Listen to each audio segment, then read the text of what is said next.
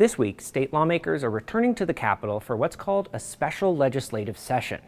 It's essentially an emergency session outside the regular one from January to May to deal with issues that can't wait. For example, Governor Polis called one in November of 2020 to provide relief and state resources during the COVID-19 pandemic.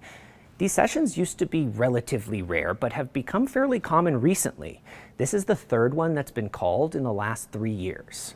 The reason Governor Polis called the legislature back to the Capitol this time is because of the One Big Beautiful Bill Act.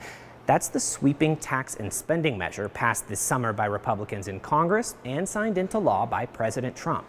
One of the key components of the bill cuts taxes on businesses and individuals. That's going to reduce how much money Colorado brings in from those taxes. It's projected to create a hole in the state budget to the tune of nearly $800 million.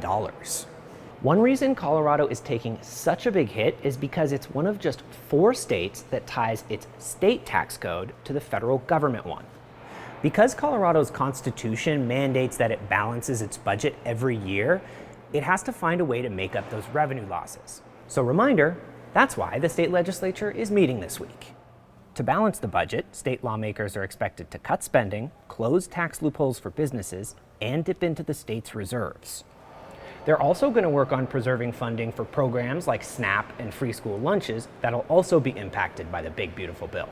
Stay tuned. We'll be back next week with an update on what exactly lawmakers passed during the special session.